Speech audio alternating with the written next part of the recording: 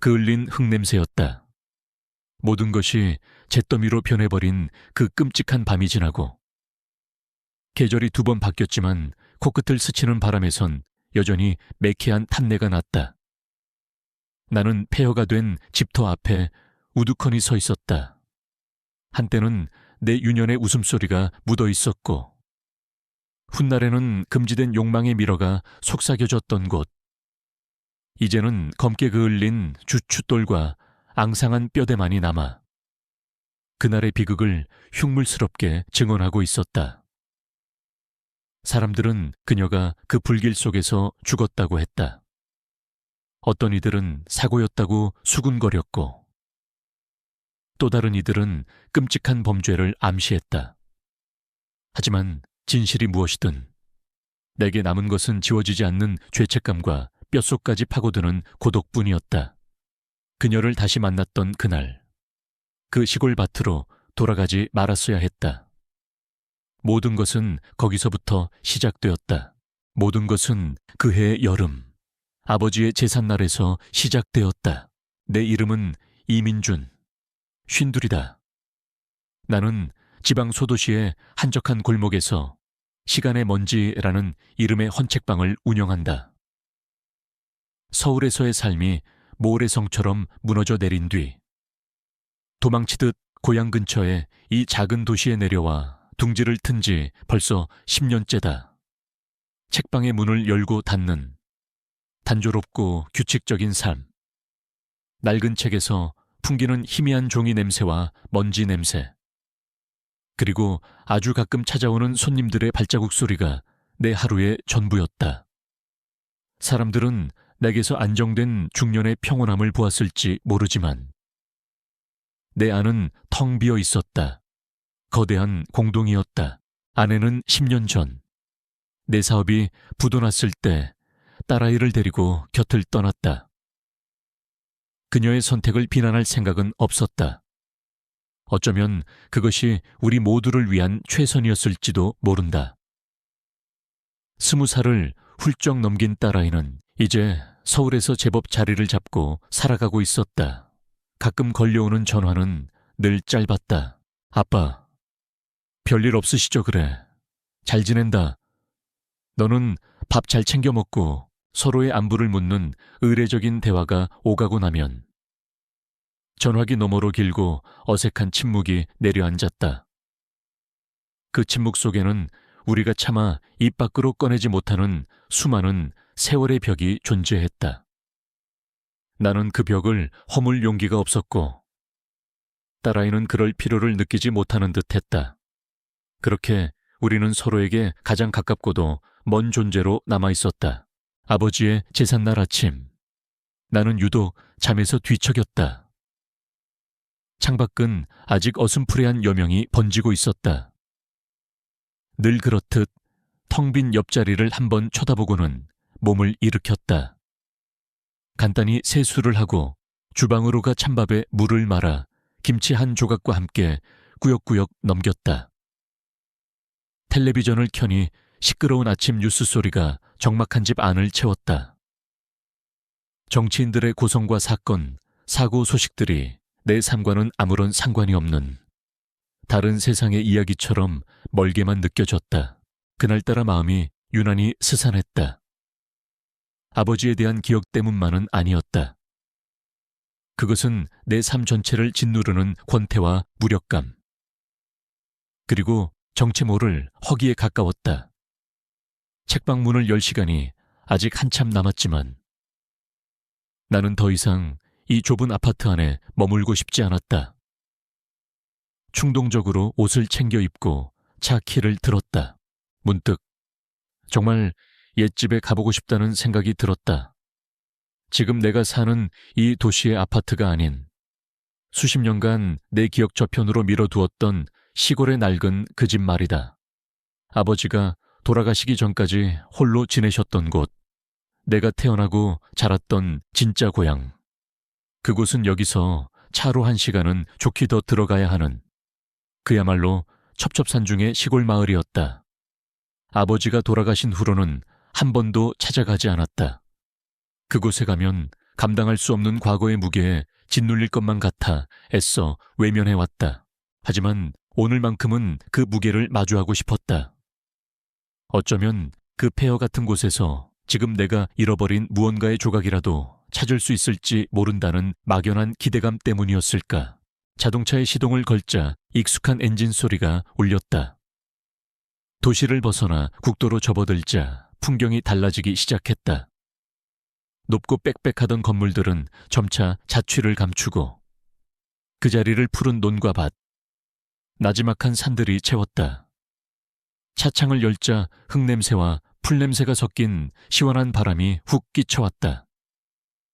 도시의 탁한 공기에 익숙해져 있던 폐부 깊숙한 곳까지 정화되는 느낌이었다.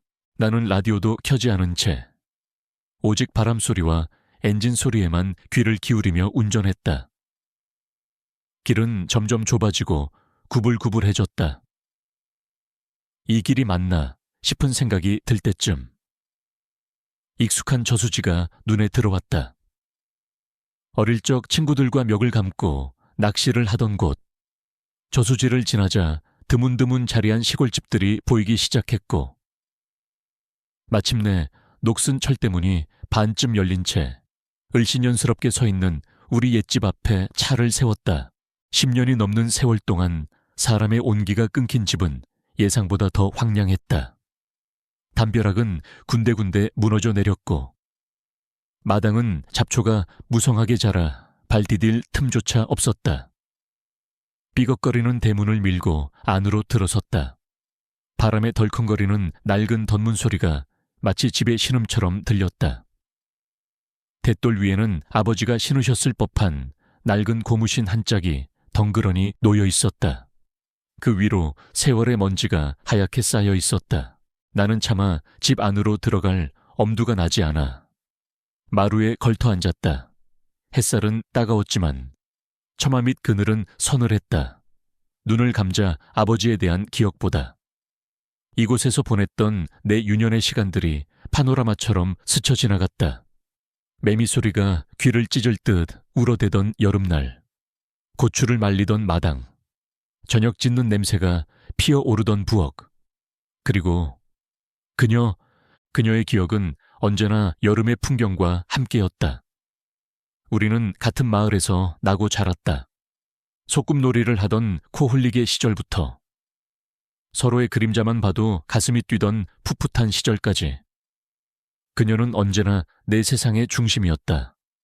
하지만 20살이 되던 해 나는 대학을 위해 서울로 떠났고 그녀는 이곳에 남았다.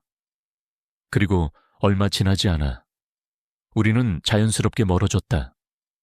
그녀가 마을의 유지아들과 결혼했다는 소식을 전해 들었을 때 나는 가슴 한쪽이 아릿했지만 어쩔 수 없는 일이라 치부했다. 이미 너무 다른 세상을 살고 있었으니까 마루에 앉아 얼마나 시간이 흘렀을까. 무성한 잡초 더미를 헤치고 집 뒤편으로 걸어갔다. 그곳에는 아버지가 소일거리로 가꾸시던 작은 밭이 있었다. 지금은 온갖 잡풀만 무성한 채 버려져 있었다. 밭 너머로는 다른 집의 밭들이 끝없이 펼쳐져 있었다. 뜨거운 여름 햇살 아래 푸른 잎사귀들이 아지랑이처럼 일렁였다. 나는 무언가에 홀린 듯 잡초가 우거진 밭두렁을 따라 천천히 걸었다. 그때였다. 저만치 떨어진 고구마 밭에서 누군가 밭을 메고 있는 모습이 눈에 들어왔다. 밀짚 모자를 푹 눌렀어 얼굴은 잘 보이지 않았지만 몸빼 바지를 입고 허리를 굽힌 채 땀 흘려 일하는 모습이 영락없는 시골 안악이었다. 그냥 무심코 지나치려던 순간 그 안악이 허리를 펴고 땀을 훔치기 위해 밀짚 모자를 살짝 들어올렸다. 그리고 나는 숨을 멈췄다. 햇살에 그을린 얼굴, 이마에 송골송골 맺힌 땀방울, 그리고 세월의 흔적이 희미하게 내려앉은 눈매, 모든 것이 변했지만 단 한순간에 알 수 있었다. 수십 년의 시간을 건너 내 기억 속의 소녀가 바로 저기 서 있었다. 오서연, 내 첫사랑이었다. 시간이 멈췄다. 쨍한 여름의 햇살도, 귓가를 맴돌던 매미 소리도, 살갗을 스치던 미지근한 바람도 모두 아득한 배경 속으로 사라졌다. 내 세상에는 오직 허리를 펴고 이마에 땀을 훔치는 저 여인의 실루엣만이 존재했다. 심장이 발밑으로 쿵 하고 떨어지는 것 같았다. 수십 년 동안 기억의 창고 가장 깊숙한 곳에 넣어두고 자물쇠를 채워두었던 상자가 저절로 열려버린 기분이었다. 그 안에서 쏟아져 나온 것은 잊고 있던 설렘이나 아련한 추억 같은 낭만적인 감정이 아니었다.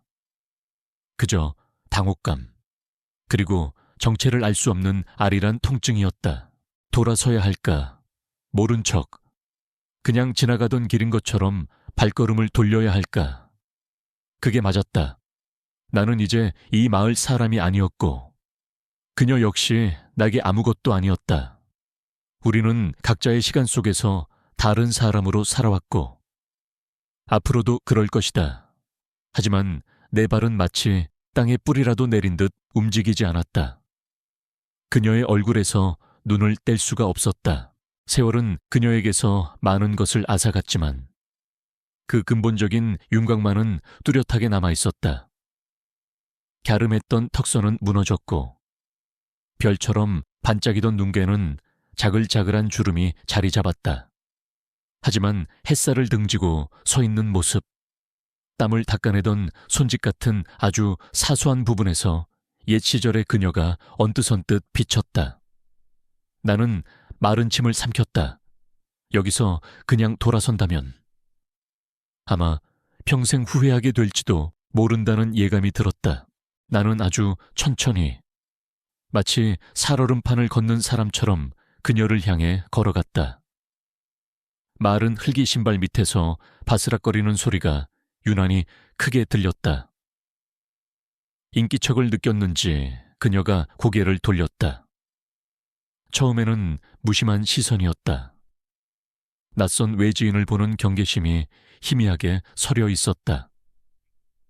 나는 몇 걸음 앞에서 멈춰 섰다. 혹시 서연이 아니니? 목소리가 멋대로 잠겨 나왔다. 내 목소리에 그녀의 눈이 가늘어졌다. 낯선 남자의 얼굴과 기억 속 어딘가에 희미하게 남아있는 소년의 얼굴을 필사적으로 대조하는 듯한 표정이었다. 몇 초간의 침묵이 흘렀다. 그녀의 눈동자가 파도처럼 일렁였다. 의심, 놀라움, 그리고 마침내 알아차림. 이민준 맞구나.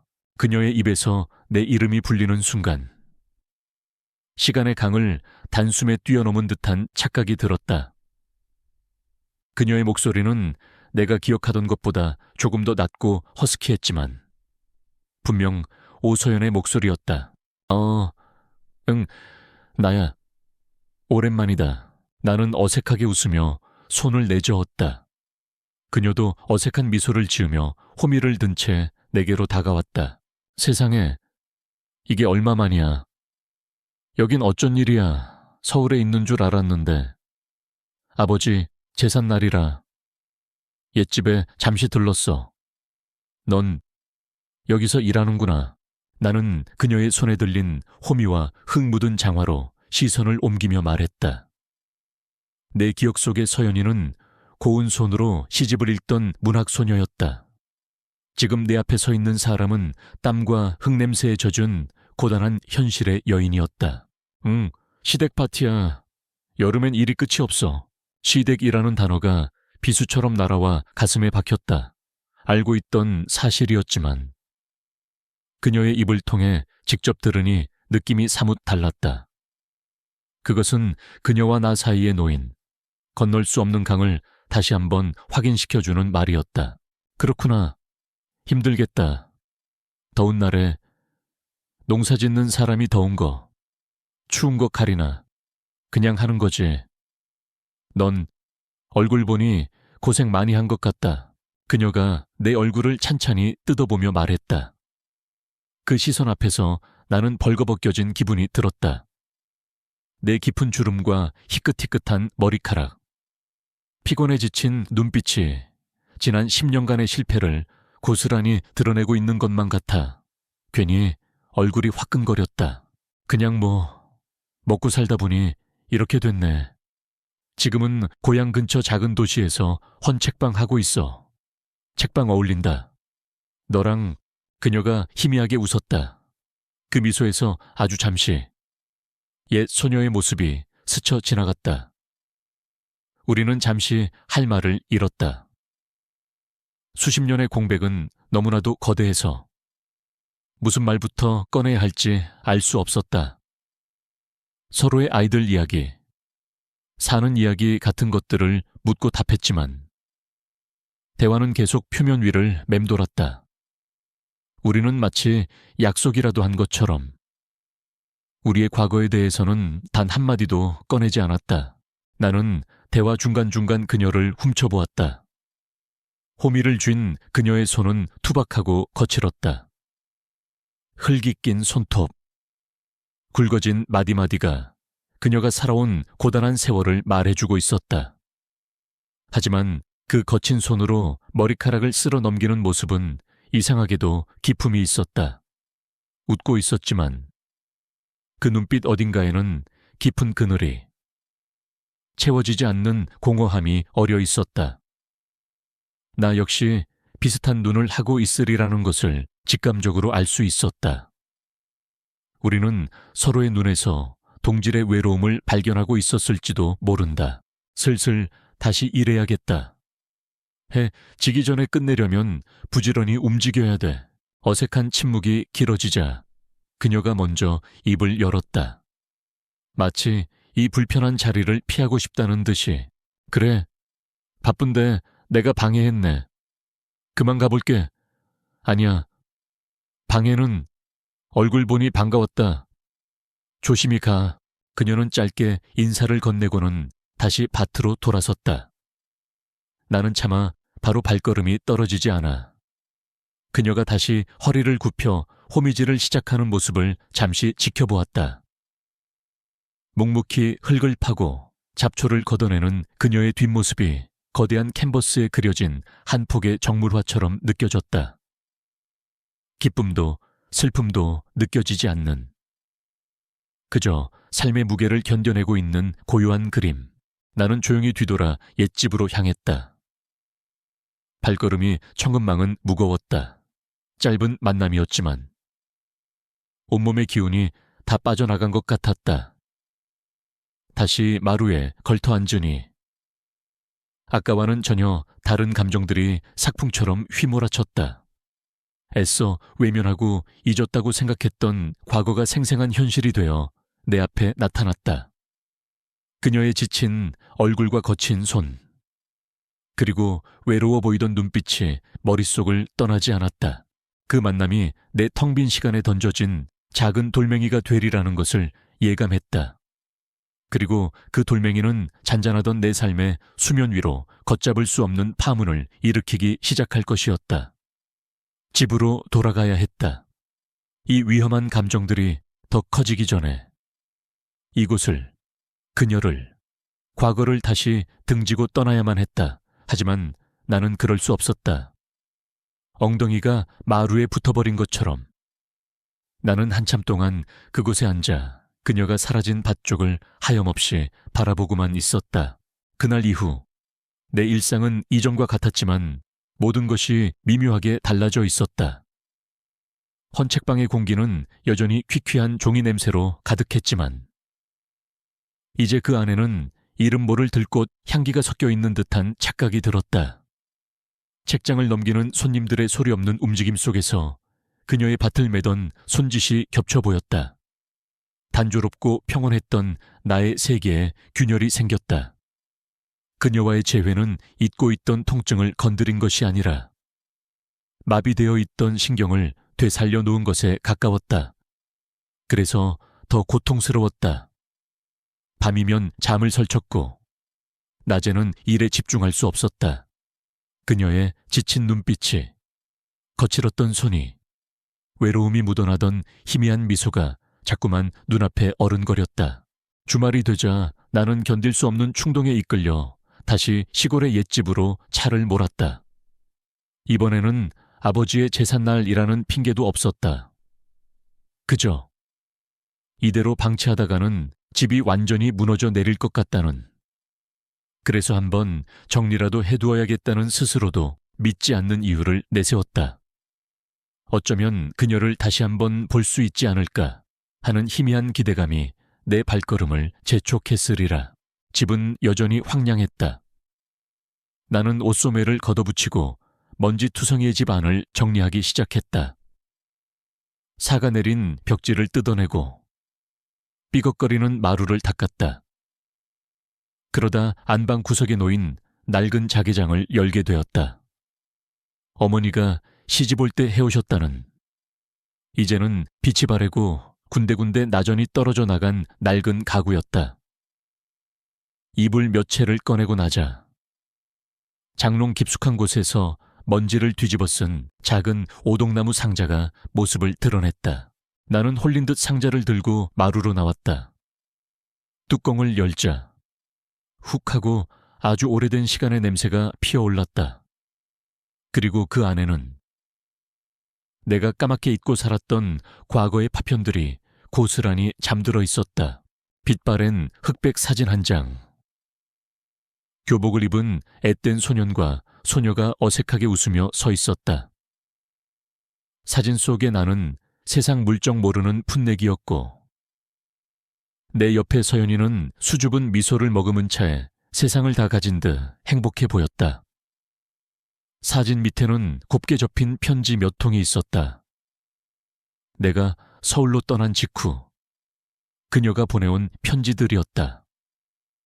나는 떨리는 손으로 그중 한 통을 펼쳤다. 삐뚤빼뚤하지만 정성스러운 그녀의 글씨가 눈에 들어왔다. 민준아, 잘 지내니? 서울은 많이 춥지? 나는 네가 떠난 뒤로 마을이 텅 빈 것 같아. 버스 정류장에 나가 하염없이 서울 가는 버스만 쳐다볼 때도 있어. 공부 열심히 하고 내 생각도 아주 가끔은 해주렴. 마지막 편지는 유독 구김이 많았다. 무슨 내용이었는지 기억나지 않았다. 나는 그 편지에 답장하지 않았다. 새로운 도시의 화려함과 분주함에 취해 시골에 남겨진 그녀의 기다림을 서서히 잊어가고 있었다. 젊음의 이기심과 야망은 내게서 가장 순수했던 감정을 앗아갔다. 나는 상자 뚜껑을 덮었다. 가슴을 짓누르는 것은 아련한 추억이 아니라 서늘한 죄책감이었다. 며칠 후 나는 장날에 맞춰 그녀가 사는 면소재지로 향했다. 특별한 계획은 없었다. 그저 그녀를 다시 한번 보고 싶었다. 말을 걸 용기가 생기지 않으면 멀리서 그 모습을 지켜보기만이라도 하고 싶었다. 북적이는 장터의 인파 속을 헤매던 나는 채소 좌판 앞에서 쪼그려 앉아 오이를 고르는 그녀를 발견했다. 나는 심호흡을 하고 그녀에게 다가갔다. 여기서 다 보내. 내 목소리에 그녀가 화들짝 놀라 고개를 들었다. 나를 확인한 그녀의 얼굴에 당황한 기색과 희미한 반가움이 동시에 스쳤다. 어머, 여긴 어쩐 일이야. 볼 일이 있어서 잠시. 장터 국수나 한 그릇 하고 가려고. 나는 능청스럽게 둘러댔다. 우리는 장터 한쪽에 있는 허름한 국수집으로 들어갔다. 뜨거운 김이 피어오르는 비좁은 식당 안. 우리는 마주보고 앉았다. 어색한 침묵이 잠시 흘렀다. 얼마 전에 옛집에서 오래된 상자를 하나 찾았어. 내가 먼저 침묵을 깼다. 네가 보낸 편지들이 들어있더라. 내 말에 국수 가락을 입으로 가져가던 그녀의 손이 순간 멈칫했다. 그녀는 고개를 숙인 채 희미하게 웃었다. 아직도 그런 게 남아있었네. 창피하다. 아니야. 그때는 내가 너무 어렸고 미안했다. 나의 사과에. 그녀는 고개를 저었다. 지난 일인데 뭐 다 그렇게 사는 거지. 그녀의 담담한 말투 속에 깊은 체념이 배어 있었다. 그날 우리는 처음으로 조금 더 깊은 이야기를 나누었다. 그녀는 아들, 딸이 모두 도시로 나가고 넓은 집에 남편과 둘만 덩그러니 남았다고 했다. 애들 다 떠나고 나니 집이 텅 빈 것 같아. 그 양반이랑은 하루 종일 말 한마디 안 할 때도 많아. 그냥 텔레비전 소리만 윙윙거리지. 남편 이야기를 할 때 그녀의 목소리는 한 톤 더 낮아졌다. 밖에서는 사람 좋아 보여도 집에서는 좀 무서운 사람이야. 자기 뜻대로 안 되면 불같이 화를 내고. 그녀는 더 이상 말하지 않았지만 나는 그 말 속에 담긴 수많은 상처와 눈물을 짐작할 수 있었다.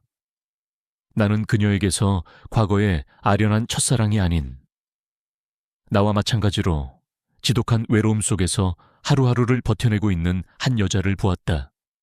연민과 죄책감, 그리고 정체를 알 수 없는 보호 본능이 뒤섞인 위험한 감정이 내 안에서 싹트기 시작했다. 그녀의 외로움을 내가 조금이라도 채워줄 수 있다면, 그녀의 고단한 삶에 잠시나마 위로가 되어줄 수 있다면, 국수값을 계산하고 식당을 나왔을 때 우리는 아무 말도 하지 않았다. 다시 만나자는 약속도, 연락처를 묻는 의례적인 인사도 없었다. 하지만 우리는 알 수 있었다. 이것이 마지막이 아닐 것이라는 것을. 나는 차를 몰아 도시로 돌아왔다. 조수석에는 낡은 오동나무 상자가 놓여 있었다. 그 안의 편지들이 전보다 훨씬 더 무겁게 느껴졌다. 나는 백미러에 비친 내 얼굴을 보았다. 권태로운 중년 남자의 얼굴 위로 해서는 안 될 위험한 꿈을 꾸기 시작한 소년의 표정이 희미하게 겹쳐지고 있었다. 그날 이후 주말마다 시골 옛집에 가는 것이 나의 새로운 일상이 되었다. 딸에게는 더 무너지기 전에 팔려고 손을 좀 보는 중이라고 둘러댔고, 책방을 잠시 맡기는 이웃에게도 같은 말을 했다. 거짓말은 생각보다 쉽게 입에서 흘러나왔다. 어쩌면 나는 오랫동안 이런 거짓말을 할 상대를, 이런 비밀을 만들 계기를 기다려왔는지도 모른다. 금요일 저녁이 되면 나는 초조하게 주말을 기다렸고, 토요일 아침이면 설레는 마음으로 시골길을 달렸다. 목적지는 낡은 집이었지만 내 마음이 향하는 곳은 명백히 다른 곳이었다. 그녀와의 만남은 더 이상 우연이 아니었다. 내가 집에 도착해 잠시 기다리고 있으면 그녀는 바치를 핑계로 혹은 읍내에 다녀오는 길이라며 집으로 찾아왔다. 우리는 삐걱거리는 마루에 나란히 앉아 많은 이야기를 나누었다. 그녀는 삶은 감자나 옥수수 같은 소박한 간식거리를 가져왔고, 나는 도시에서 가져온 시시콜콜한 잡지를 건넸다. 그 낡은 집의 마루는 세상에서 가장 안전한 우리만의 섬이었다. 그곳에서 나는 실패한 사업가이자 무능한 아버지였던 내 과거를 전부 털어놓았다. 그녀는 남편의 폭언과 무시, 텅 빈 집에서 느끼는 지독한 고독에 대해 이야기했다. 우리는 서로의 가장 깊은 상처를 드러내 보이며 역설적이게도 그 상처를 통해 위로받았다. 그녀의 슬픔에 공감하며 나는 나의 무력감을 잊었고, 나의 실패담을 들어주며 그녀는 잠시나마 자신의 현실에서 벗어나는 듯했다. 감정의 교류가 깊어질수록 우리 사이에는 말로 설명할 수 없는 긴장감이 감돌기 시작했다. 마루에 나란히 앉았을 때 스치는 어깨, 무심코 건넨 옥수수를 받다가 닿은 손끝, 그 찰나의 스침에도 우리는 화들짝 놀라며 서로를 의식했다. 시선이 마주치면 황급히 고개를 돌렸지만 이미 서로의 눈빛 속에서 같은 욕망을 읽은 뒤였다. 우리는 위태로운 외줄 위를 걷고 있었다. 한 걸음만 잘못 내디디면 천길 낭떠러지로 떨어지리라는 것을 알면서도 멈출 수가 없었다. 운명의 그날도 여느 주말과 같았다. 후텁지근한 여름 오후, 우리는 마루에 앉아 멀리서 다가오는 먹구름을 보고 있었다. 곧이어 차가운 바람이 불어오고 굵은 빗방울이 양철 지붕 위로 후드득 떨어지기 시작했다. 우리는 서둘러 집 안으로 몸을 피했다. 10년 넘게 비어있던 집안은 어둡고 눅눅했다. 창호지 바른 문틈으로 희미한 빛과 빗소리가 스며들었다. 우리는 어둠 속에서 아무 말 없이 빗소리만 들었다. 세상과 완전히 고립된 듯한 기분이었다. 그날따라 그녀는 유난히 말이 없었다. 어두운 방 안에서도 그녀의 얼굴이 슬픔으로 잠겨 있다는 것을 알 수 있었다. 무슨 일 있었어? 내 조심스러운 물음에 그녀는 한참을 망설이다. 고개를 숙인 채 입을 열었다. 간밤에 남편과 크게 다투었다고 했다. 이유는 저녁상에 국이 식었다는 정말 사소한 트집이었다. 그 사람 눈빛을 봤어야 해. 날 벌레 보듯 쳐다보면서 그녀의 목소리가 가늘게 떨려왔다. 결국 그녀는 무너져 내렸다. 수십 년간 억눌러 왔던 서름이 터져 나온 듯 어린아이처럼 어깨를 들썩이며 흐느끼기 시작했다. 나는 아무 말 없이 그녀의 어깨를 감싸 안았다. 그녀는 내 품에 얼굴을 묻고 한참을 울었다. 가냘픈 어깨의 떨림이 내 가슴으로 고스란히 전해졌다. 그녀의 눈물이 내 셔츠를 적셨다. 흙냄새와 땀냄새, 그리고 그녀의 채취가 뒤섞여 내 이성을 마비시켰다. 나는 그녀를 위로하고 싶었다. 동시에 그녀를 가지고 싶었다. 연민과 욕정은 독처럼 온몸으로 퍼져나갔다. 울음을 그친 그녀가 고개를 들었을 때 우리의 얼굴은 아주 가까이에 있었다. 눈물로 젖은 그녀의 눈동자 속에 욕망으로 번들거리는 내 얼굴이 비쳤다. 누가 먼저랄 것도 없었다. 우리는 자석처럼 이끌려 서로의 입술을 찾았다. 그것은 달콤한 입맞춤이 아니었다. 서로의 외로움을 개걸스럽게 삼키려는 필사적인 행위였다. 거칠고 서툴렀지만 멈출 수 없었다. 우리는 먼지 쌓인 방 한가운데서 서로의 옷을 벗겼다.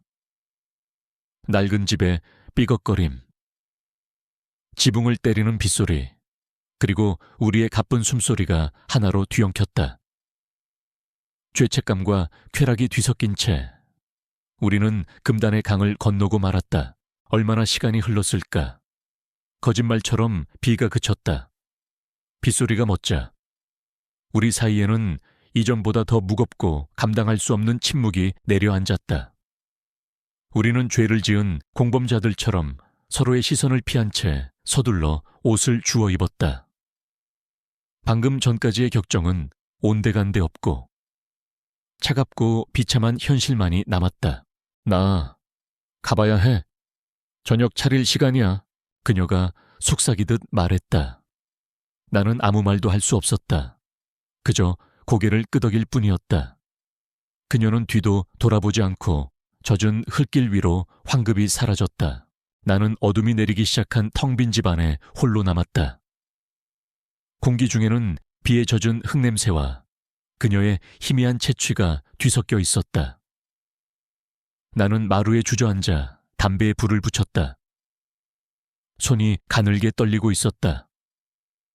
단지 외로움을 달래고 싶었을 뿐이라고, 서로에게 위로가 되고 싶었을 뿐이라고 변명하고 싶었지만 나는 알고 있었다. 우리는 돌이킬 수 없는 죄를 지었다는 것을.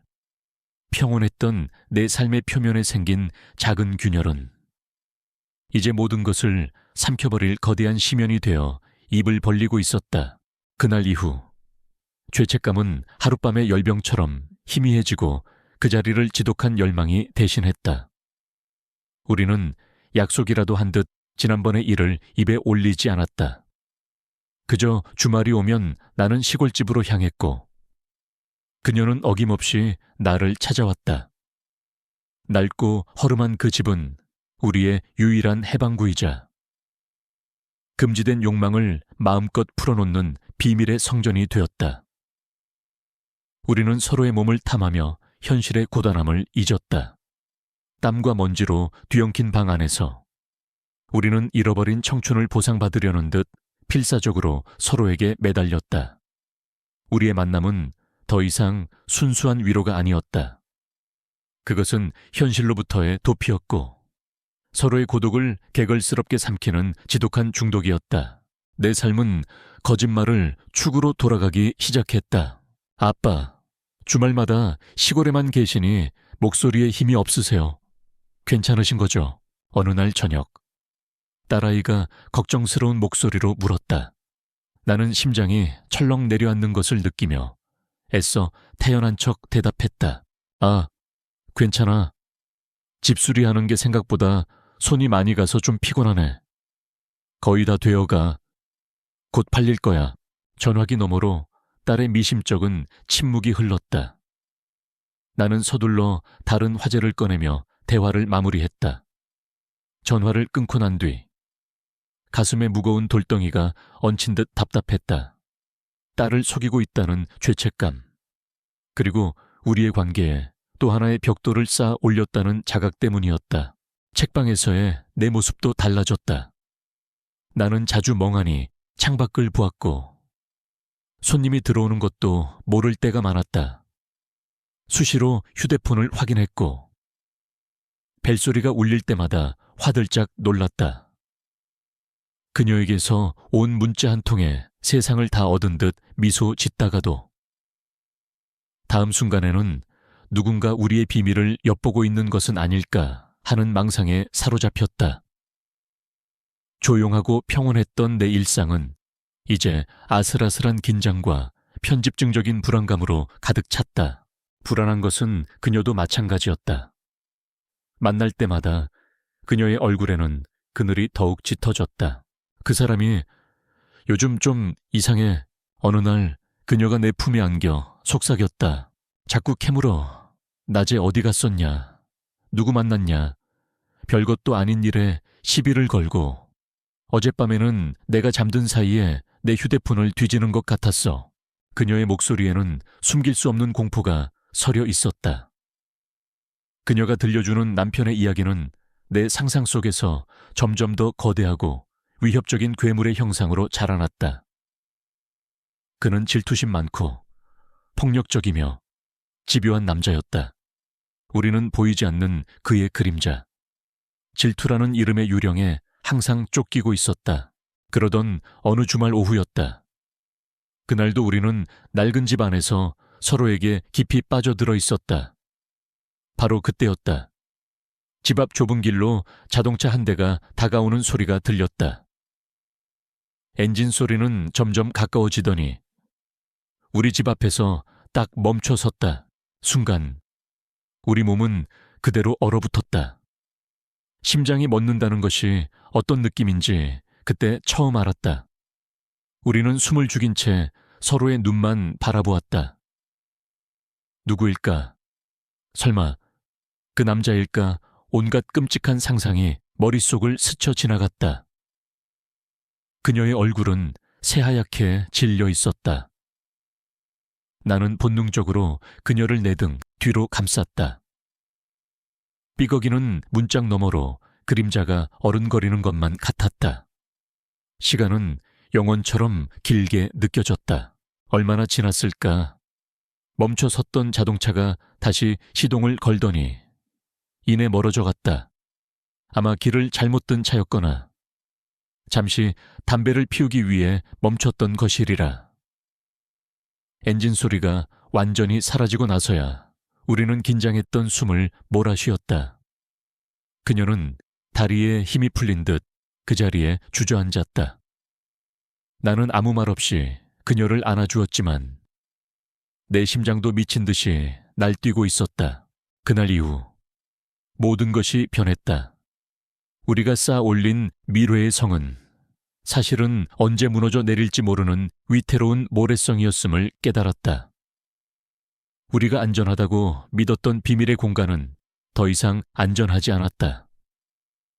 짜릿한 쾌감 뒤에는 항상 날카로운 공포가 그림자처럼 따라다녔다. 그녀를 만나는 기쁨보다 그녀를 잃을지도 모른다는, 그리고 우리의 관계가 파멸로 끝날지도 모른다는 두려움이 더 커지기 시작했다. 그 주 주말, 도시로 돌아오는 길은 유난히 어두웠다. 나는 백미러를 수시로 쳐다보았다. 아무도 뒤따라오지 않았지만 마치 질투의 화신이 된 그녀의 남편이 검은 차를 몰고 내 뒤를 바짝 쫓아오는 것 같은 섬뜩한 착각에 사로잡혔다. 나는 더 이상 이 위험한 관계의 주인이 아니었다. 나는 내가 만든 거짓말과 욕망의 거미줄에 단단히 얽혀버린 한 마리 가련한 나방에 불과했다. 그날의 아찔한 공포 이후 우리의 만남은 더욱 비밀스럽고 애틋해졌다. 하지만 그 애틋함의 이면에는 언제 터질지 모르는 시한폭탄을 안고 있는 듯한 극도의 불안감이 도사리고 있었다. 우리는 서로를 탐하면서도 항상 등 뒤에 서늘한 시선을 의식해야 했다. 즐거움과 공포는 동전의 양면처럼 항상 붙어 다녔다. 남편의 감시망은 서서히 그러나 확실하게 그녀의 숨통을 조여오고 있었다. 그는 더 이상 직접적으로 묻지 않았다. 대신 교묘한 심리전으로 그녀를 압박했다. 요즘 얼굴이 폈네. 좋은 일이라도 있는 모양이지. 저녁상에 마주 앉아 툭 던지는 한마디. 웃고 있었지만 그 눈은 그녀의 속을 꿰뚫어 보려는 듯 집요하게 빛났다. 어느 날에는 읍내 장터에서 사온 적 없는 비싼 비누를 욕실에 놓아두고는 당신 쓰라고 사왔어. 좋은 향기가 나면 좋은 일이 생길지도 모르잖아. 라며 의미심장한 말을 건넸다. 그 집안의 모든 공기가 감시 카메라가 된 듯 그녀는 숨조차 제대로 쉴 수 없다고 했다. 그 사람이 알아챈 것 같아. 확실해. 다음 주말. 낡은 집에서 만난 그녀는 다짜고짜 내게 와락 안기며 떨리는 목소리로 말했다. 어제는 마당에 있던 내 장화를 보면서 그러더라. 이 신발 흙이 많이 묻었네. 밭일 말고 다른 데도 열심히 다니나 봐. 웃으면서 말하는데 등골이 다 서늘했어. 그녀의 공포는 고스란히 내게로 전이되었다. 나는 그녀를 꽉 끌어안으며 아무 일 없을 거라고.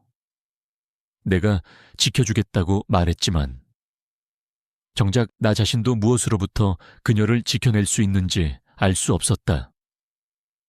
내게는 아무런 힘이 없었다. 서연아, 이건 너무 위험해. 당분간 우리 만나지 말자. 그 사람이 잠잠해질 때까지라도 내 입에서 나온 말은 내 진심이 아니었다. 나는 그녀를 보고 싶었다. 하지만 그녀가 무너져 내리는 것을 보는 것은 더 두려웠다. 내 말에 그녀는 눈물만 뚝뚝 흘리며 고개를 끄덕였다. 이것이 마지막이라는 것을, 그래야만 한다는 것을 우리 둘 다 머리로는 알고 있었다. 하지만 우리의 몸은 이성을 배반했다.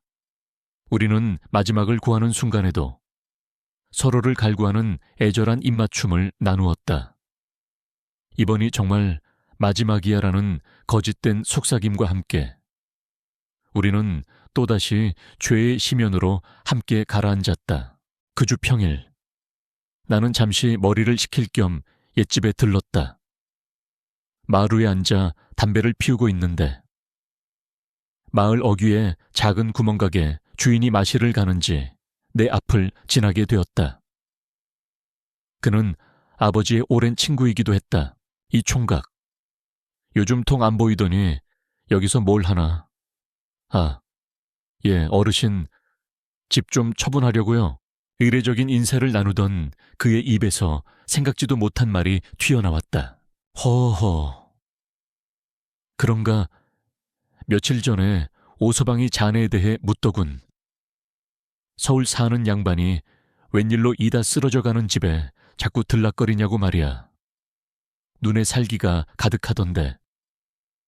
혹시 무슨 일 있나? 노인의 무심한 한마디는 내 심장에 박힌 거대한 얼음 송곳이었다. 온몸의 피가 차갑게 식는 것 같았다. 비밀은 더 이상 비밀이 아니었다. 그는 이미 모든 것을 알고 있었던 것이다. 내가 느꼈던 막연한 불안감은 이제 실체를 가진 위협이 되어 내 목을 조여왔다. 나는 그날 밤 잠을 이룰 수 없었다. 두려움에 온몸이 떨렸다. 이대로 모든 것을 끝내고 다시 예전의 무미건조한 삶으로 돌아가야 한다. 그것이 정답이었다. 하지만 그녀의 눈물 젖은 얼굴이, 남편의 감시 속에서 시들어가는 그녀의 모습이 눈앞에 어른거렸다. 이대로 그녀를 그 지옥 같은 곳에 혼자 내버려 둔다면 그 남자가 그녀에게 무슨 짓을 할지 몰랐다. 두려움은 어느 순간 분노와 뒤틀린 책임감으로 변했다. 내가 시작한 일이었다. 내가 그녀의 고요했던 삶에 파문을 일으켰다. 그렇다면 내가 책임져야 했다. 내가 그녀를 그곳에서 꺼내줘야만 했다. 그래, 방법은 그것뿐이었다. 나는 자정을 넘긴 시간에 떨리는 손으로 그녀에게 전화를 걸었다. 수화기 너머로 잠결에 놀란 그녀의 목소리가 들려왔다. 서연아, 나 민준이야. 자는 거 깨워서 미안해. 중요한 할 얘기가 있어. 다음 주말에 우리 마지막으로 한번 보자. 그리고 결심해야 해. 우리 둘 다. 내 목소리는 나도 모르게 단호하게 울렸다. 결심이라는 단어에 모든 것을 걸었다. 그것이 우리를 구원으로 이끌지 아니면 더 깊은 파멸로 끌어내릴지 알 수 없었지만 더 이상 이렇게 숨죽여 지낼 수는 없었다. 땅속에서 꿈틀대던 위험한 폭풍은 이제 지상으로 터져나올 준비를 하고 있었다. 약속한 주말이 오기까지의 며칠은 지옥과도 같았다. 나는 책방문을 열어둔 채 거의 시체처럼 의자에 앉아 있었다. 책을 읽어도 글자가 눈에 들어오지 않았고 밥을 먹어도 모래를 씹는 것 같았다. 그녀와의 전화 통화는 극도로 짧고 조심스러워졌다. 우리는 암호 같은 단어들로 서로의 안부를 확인했고 만날 장소와 시간을 정했다. 수화기 너머로 들려오는 그녀의 목소리에서는 금방이라도 부서져 내릴 듯한 불안함이 묻어났다. 우리는 어리석게도 사람들이 많은 곳에서는 안전할 것이라고 믿었다. 우선 읍내 장터에서 잠깐만 봐요. 집에서 장 보러 간다고 해야 의심을 안 할 거예요. 거기서 만나서 같이 옛집으로 가요. 그녀의 제안에 나는 동의했다. 그것이 우리의 운명을 돌이킬 수 없는 곳으로 몰고 갈 치명적인 실수가 될 것이라는 사실을. 그때는 알지 못했다. 장날의 읍내는 시끌벅적했다. 약초 파는 노점상의 호객 소리, 생선 좌판에서 풍기는 비릿한 냄새, 아이들의 울음소리와 어른들의 흥정소리가 뒤섞여 활기가 넘쳤다. 나는 약속 장소인 낡은 정미소 건물 뒤편에서 초조하게 그녀를 기다렸다. 몇 분 뒤, 사람들 사이를 헤치고 그녀가 모습을 드러냈다. 그녀의 얼굴은 하얗게 질려 있었고 눈은 겁먹은 사슴처럼 불안하게 주위를 살피고 있었다. 왔어, 응, 그 사람. 아직 밭에 있어. 시간 많이 없어.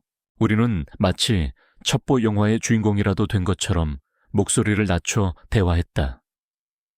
내가 준비해온 계획, 모든 것을 버리고 함께 떠나자는 말을 꺼내려던 바로 그 순간이었다. 우리 위로 커다란 그림자가 덮쳐왔다. 나는 고개를 들었고 그 자리에 얼어붙었다. 그녀의 남편이, 이야기로만 듣던 그 남자가 바로 우리 앞에 서 있었다.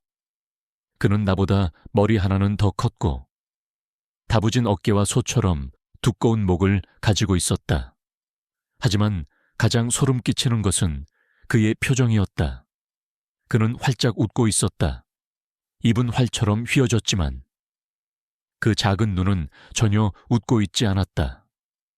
그 눈은 마치 먹잇감을 발견한 맹수처럼 차갑고 잔인하게 빛나고 있었다. 아이고, 이게 누구신가? 제 아내와 아는 사이셨군요. 그가 과장된 몸짓으로 내게 다가왔다. 서연이는 이미 사색이 되어 숨도 제대로 쉬지 못하고 있었다. 저는 서연이 남편 되는 사람입니다. 말씀 많이 들었습니다. 나는 아무 말도 할 수 없었다. 혀가 굳어버린 것 같았다. 그는 내 앞으로 성큼 다가오더니 내 어깨에 위로 묵직한 손을 턱 하고 얹었다. 친근함을 가장한 그 손길은 마치 바위처럼 무겁고 차가웠다. 어깨뼈가 으스러질 것 같은 압력이었다. 우리 아내가 워낙 순해서 낯선 사람이 말을 걸면 거절을 잘 못합니다. 도시에서 오신 분이니 너그럽게 이해해 주시지요. 그의 말은 표면적으로는 정중했지만 그 안에는 칼날 같은 경멸과 위협이 담겨 있었다. 그는 내 어깨를 쥔 손에 더욱 힘을 주며 나만 들을 수 있는 목소리로 나직이 속삭였다. 어디서 굴러먹던 갯뼈 닭위인지는 모르겠다만 남의 가정에 끼어들어 분란 만들지 말고 조용히 썩 꺼지는 게 좋을 거야. 그러고는 다시 큰 소리로 주변 사람들이 모두 들을 수 있도록 쾌활하게 말했다. 요즘 그 이 선생네 흉가에 자꾸 누가 드나든다고 하던데 위험해서 어쩝니까? 잡초만 무성해서 뱀도 많을 거고 그러다 행여불이라도 나면 큰일 아니겠습니까? 허허, 불이라는 단어를 말할 때 그의 눈이 번뜩였다. 그것은 명백한 경고이자 끔찍한 예고였다. 그는 내 어깨를 두어 번 더 툭툭 치고는 손을 뗐다. 그리고는 서연이의 팔을 거칠게 잡아챘다. 그녀가 작게 신음했지만 그는 아랑곳하지 않았다. 자, 여보, 장 다 봤으면 이제 그만 가야지. 손님이 기다리시겠다. 그는 나를 향해 다시 한번 소름 끼치는 미소를 지어 보이고는 서연이를 거의 끌고 가다시피 하며 인파 속으로 사라졌다. 나는 그 자리에 못 박힌 듯 서서 그들의 뒷모습을 망연자실하게 바라보았다. 서연이는 단 한 번도 뒤돌아보지 않았다. 주변의 소음이 다시 내 귀로 밀려 들어왔다. 몇몇 사람들이 나를 힐끔거리며 수군대는 것이 느껴졌다. 완벽한 치욕이었다. 그는 나를 공개적으로 모욕하고 자신의 소유물을 되찾아감으로써 이 관계의 승자가 누구인지를 명확히 보여주었다. 어깨에 남아있는 그의 손길이 불에 댄 것처럼 화끈거렸다. 함께 도망치자는 나의 계획은 이제 우스꽝스러운 망상에 불과했다. 나는 사랑을 하고 있다고 착각했지만 이것은 사랑이 아니었다. 한 여자를 사이에 둔 두 수컷의 잔인한 세력 다툼이었고 나는 거기서 비참하게 패배했다. 나는 더 이상 비밀스러운 연인도 비련의 여주인공을 구할 기사도 아니었다. 나는 그저 덫에 걸린 사냥감이었고 이제 남은 것은 사냥꾼의 처분을 기다리는 일뿐이었다. 공포가 내 온몸을 지배했다. 그가 예고한 불이 곧 나와 그녀를 삼켜버릴 것이라는 끔찍한 예감이 들었다. 초후엔에서의 치욕적인 만남 이후 시간은 공포 속에서 더디게 흘러갔다. 나는 책방문을 닫아 걸고 며칠 동안 밖으로 나가지 않았다. 그녀에게 수십 통의 전화를 걸었지만 그녀의 휴대폰은 계속 꺼져 있었다.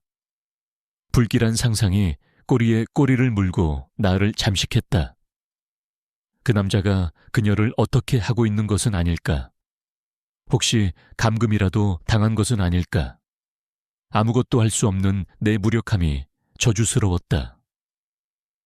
도망치자는 나의 계획은 한낱 어린애의 치기 어린 망상에 불과했다. 나는 애초에 그 남자의 상대가 되지 못했다. 나흘째 되던 날 밤 밖에는 미친 듯이 비바람이 몰아치고 있었다. 창문이 덜컹거리고 바람은 귀신처럼 울부짖었다. 바로 그때 낯선 번호로 전화가 걸려왔다.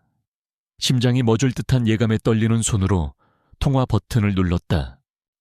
여보세요, 나야. 서연이야. 수화기 너머로 들려오는 그녀의 목소리는 거의 비명에 가까웠다. 울음과 공포에 뒤섞여 심하게 갈라져 있었다. 무슨 일이야? 괜찮은 거야. 그 사람한테 맞았어. 시장에서 돌아온 날부터 계속 술에 취해서 나를 죽일 것 같아. 지금 잠시 정신을 잃고 쓰러져 있어. 나 좀 데리러 와줘. 제발. 이대로 있다가는 정말 죽을지도 몰라. 그녀의 절규는 내 머릿속에 마지막 이성의 끈을 끊어버렸다. 두려움은 사라지고 그 자리를 뜨거운 분노와 광적인 책임감이 채웠다. 내가 그녀를 구해야만 했다. 이 지옥에서 그녀를 꺼내줄 사람은 나밖에 없었다. 나는 허둥지둥차 키를 챙겨 밖으로 뛰쳐나갔다. 빗줄기는 앞 유리를 쉴 새 없이 때렸고 와이퍼는 무용지물이었다. 한 치 앞도 보이지 않는 어둠 속을. 나는 미친 사람처럼 질주했다. 구불구불한 시골길은 폭우로 강물처럼 변해 있었다. 차가 몇 번이나 미끄러졌지만 나는 아랑곳하지 않고 엑셀을 더 깊이 밟았다. 그녀와 약속한 장소는 마을 입구의 낡은 버스 정류장이었다. 헤드라이트 불빛 속으로 비에 흠뻑 젖은 채 비틀거리는 그녀의 모습이 들어왔다. 나는 급하게 차를 세우고 달려나갔다. 그녀의 모습은 처참했다. 입술은 터져 있었고 뺨에는 시퍼런 멍자국이 선명했다. 서연아, 그녀는 내 품에 쓰러지듯 안겨 오열했다. 무서웠어. 정말 무서웠어. 괜찮아. 이제 다 괜찮아. 내가 있잖아.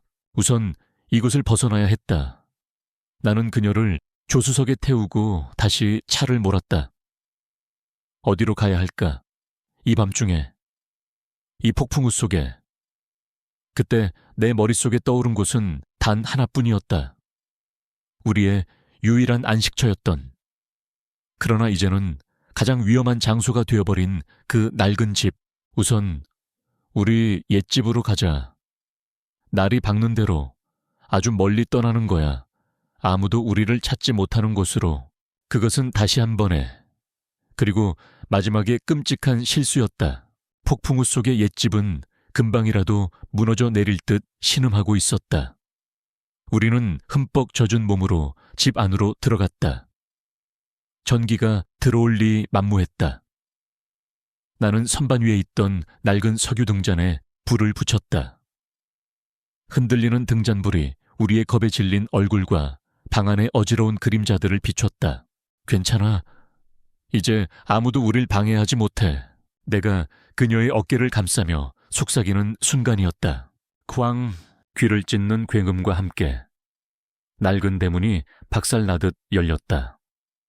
그리고 그곳에 비에 흠뻑 젖은 채 지옥의 수문장처럼 그 남자가 서 있었다. 그의 손에는 마당 구석에 세워져 있던 굵은 삽자루가 들려 있었다. 그의 눈은 술과 분노로 이글거렸다. 그는 잠든 척하고 있었던 것이다. 이 더러운 것들, 여기서 끝장을 내주마. 그가 포효하며 내게 달려들었다. 나는 본능적으로 그녀를 뒤로 밀치고 그와 맞섰다. 하지만 애초에 상대가 될 수 없었다. 그가 휘두른 삽자루에 옆구리를 맞고 바닥으로 쓰러졌다. 그는 내 위로 올라타 무자비하게 주먹을 휘둘렀다. 입안에서 비릿한 피맛이 터져 나왔다. 안 돼. 그만해. 서연이가 울부짖으며 그의 등을 때렸다. 그가 귀찮다는 듯 그녀를 거칠게 밀쳐냈다. 그녀는 벽에 머리를 부딪히며 쓰러졌다. 그 순간 그와 내가 뒤엉켜 몸부림치던 탁자가 넘어갔다. 쨍그랑 탁자 위에 있던 석유 등잔이 바닥으로 떨어지며 산산조각이 났다. 깨진 등잔에서 흘러나온 석유 위로 꺼지지 않은 심지의 불꽃이 옮겨 붙었다. 화르륵 불길은 굶주린 짐승처럼 마른 나무 바닥과 벽지를 핥으며 순식간에 방 전체로 번져나갔다. 매캐한 연기가 순식간에 방 안을 가득 채웠다. 모든 것이 아수라장이 되었다. 싸움은 중단되었다. 남자는 당황한 듯 잠시 주춤했고 나는 그 틈을 타 그를 밀치고 일어섰다. 서연아, 정신 차려. 서연아, 나는 쓰러진 그녀에게 기어가 그녀를 흔들었다.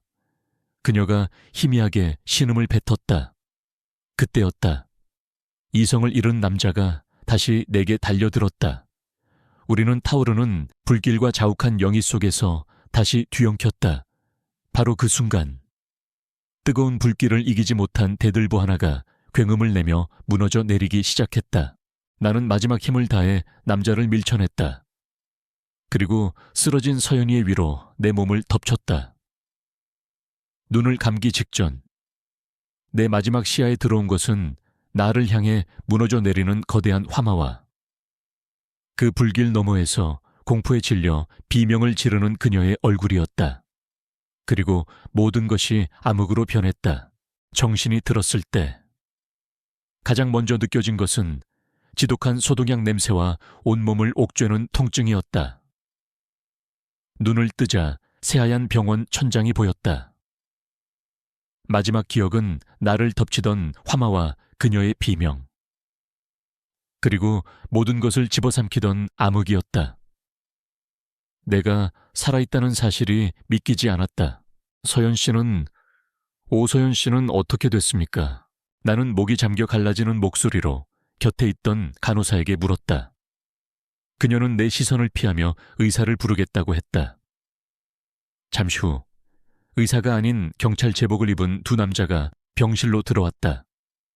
그들의 딱딱하게 굳은 표정을 보는 순간 나는 모든 것을 직감했다. 오서연 씨는 화재 현장에서 사망했습니다. 유감입니다. 형사의 무미건조한 한마디가 내 세상에 사형 선고를 내렸다. 귀가 멍멍해지고 아무 소리도 들리지 않았다.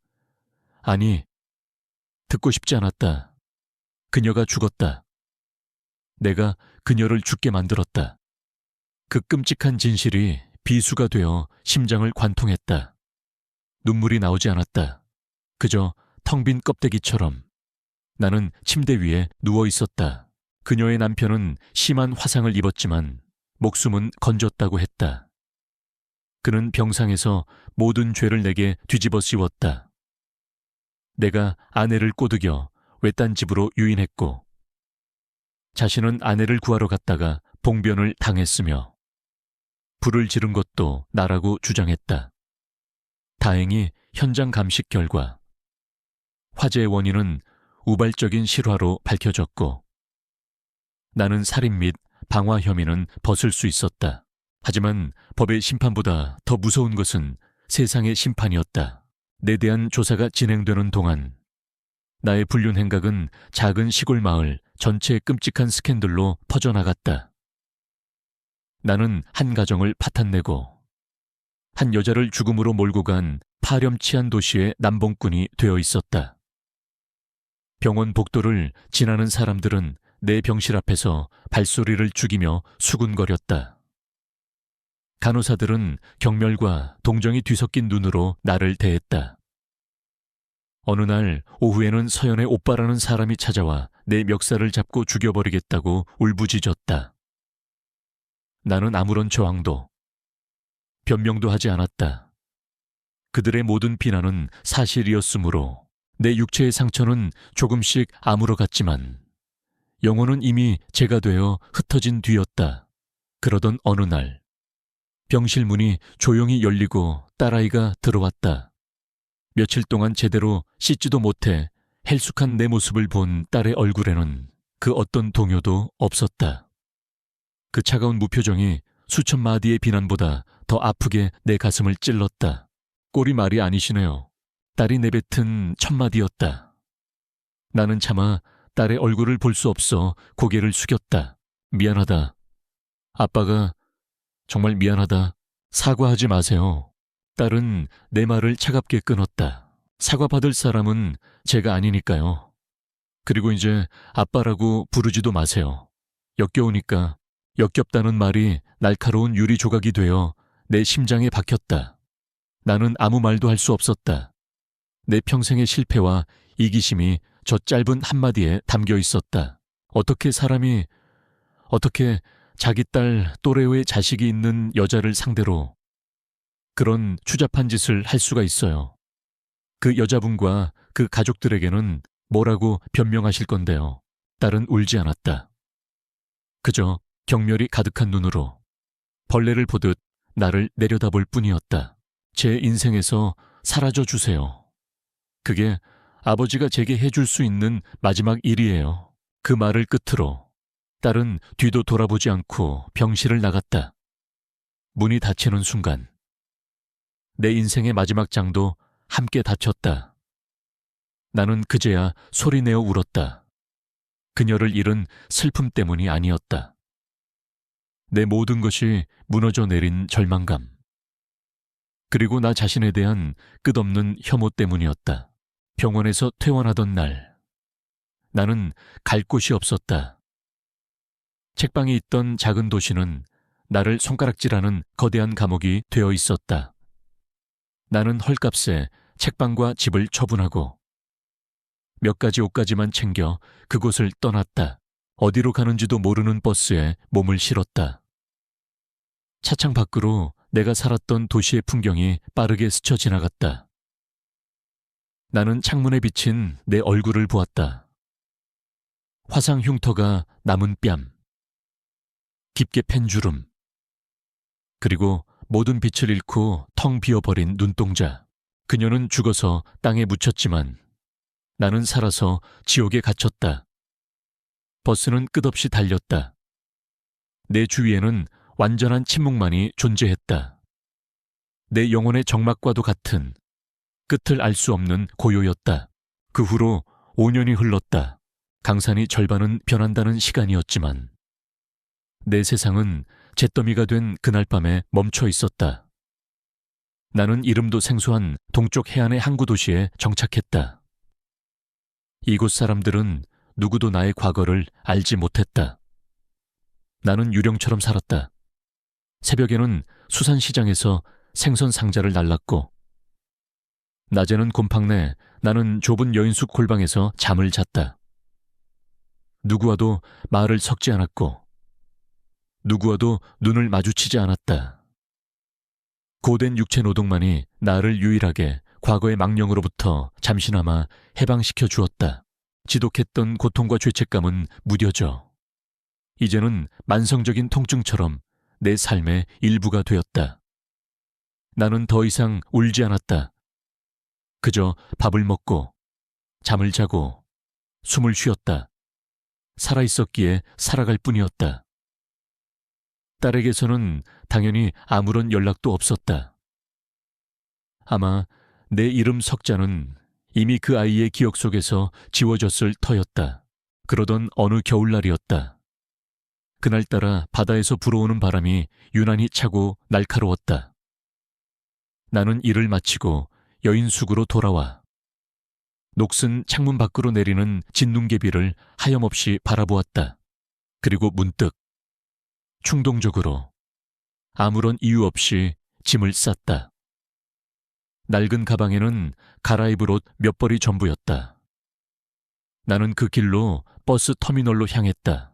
몇 시간을 달려 도착한 고향 마을은 겨울의 스산함 속에서 깊이 잠들어 있었다.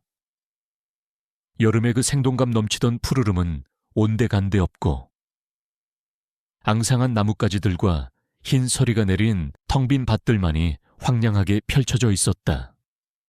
공기는 칼날처럼 차가웠고 내 발소리만이 고요한 시골길 위에서 유일한 소음처럼 울렸다. 나는 홀린 듯 기억 속에 그 길을 따라 걸었다. 그리고 마침내 그곳에 도착했다.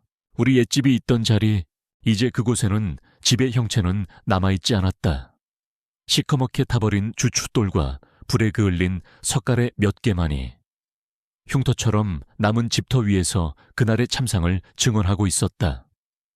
잡초와 눈이 뒤섞여 폐허를 희미하게 덮고 있었다. 나는 차마 더 가까이 다가가지 못하고 그 앞에 우두커니 서 있었다. 마치 거대한 무덤 앞에 선 기분이었다. 그녀와 나의, 그리고 내 모든 인생의 무덤. 나는 천천히 고개를 들어 집터 너머의 밭을 보았다.